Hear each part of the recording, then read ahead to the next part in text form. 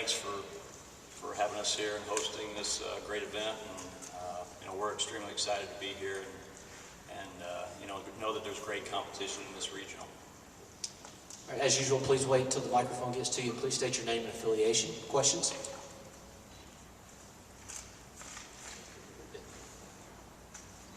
I want to talk about Joey Lucchese. You decided if he's going to pitch tomorrow, you're going to hold him until Saturday.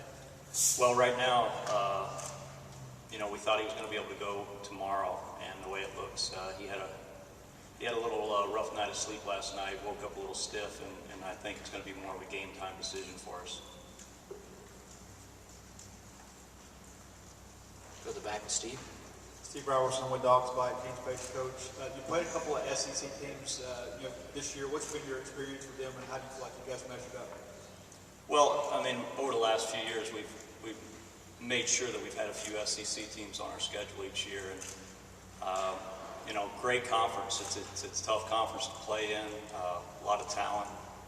To me, it's more of the professional style game, and that's something that you don't see in the OVC quite as often. It's not as much having manufactured small ball because of the pitching staffs. It's more of a wide open, swing it and hit your doubles and gap shots and score a lot of runs. But I think that we've did a pretty good job of competing this year. We had a couple tough games at Ole Miss, and then also there at Mizzou. I thought we competed very well against Mizzou, this year and over the last several years. But, we know what we're up against. It's great baseball.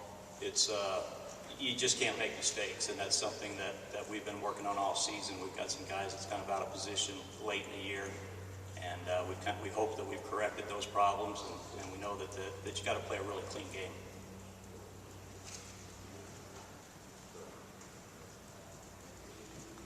No problem, Michael. Mike Bonner from McLaren Ledger. Just John Cohen was talking about Joey's changeup, and that's what kind of makes him so dominant on the mound. What have you seen from him that separates him from others? I think that Joey's come a long way from last year. He was a quality pitcher last year for us. What we've seen from Joey is that his fastball is spiked up. He's added velocity, and that's opened up a couple of the other pitches as far as breaking ball, his changeup. Changeup has great life. It can be used as, getting a guy out on his front foot, or it can also be used as a put-away pitch that he can bury it and has, really late action to it. So I think that's something that he's able to use it a couple different ways, and that presents a lot of problems for hitters. If he can't go tomorrow, how much thought have you put into who else could possibly start tomorrow? Well, all season long, Clay Chandler's been our number 2, pitching in that Saturday slot. And Clay's ready. He had to pitch out of the bullpen for us in the conference tournament, did not get a start in the conference tournament. And, he's kind of chomping at the bit to go. So I think, we've got a couple good options there. And, obviously Joey's our number 1, Clay's our number 2. And we're hopeful that, that Joey can go. But I'm not certain. The last thing that I want to do is run him out without him being 100%. Go up front, Joel. Joel Coleman, Starkville Bailey. Obviously, Joey gets a lot of headlines and things, but your team's really good offensively and things. How would you describe your team from an offensive standpoint and their approach and things? If you look at our numbers, our offense is a team that really looks to drive balls. We're looking for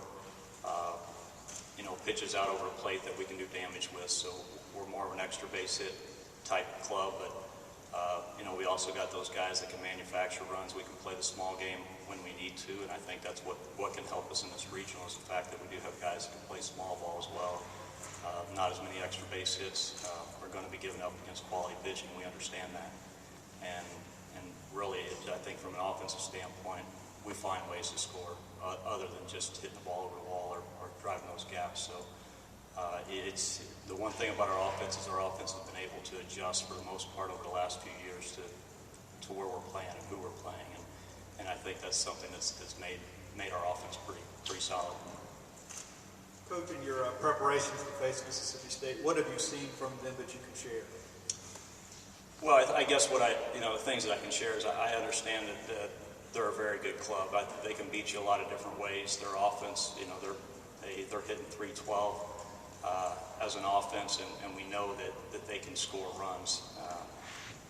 I think that the key for us is going to be on the pitching side. How do we control that? How do we control it? We make sure that we don't give any free bases. We make sure that we play really good defense. But when you look up and down at their pitching staff is a pitching staff that's not going to give up much, and that's something that we've got to be able to play the close game tomorrow, and that's something that we've talked about. Things that we prepared as far as to being able to play those, the 3-2 type games if we have a chance to win in this game. Any other questions? All right, thank you, Coach. Best of luck this week.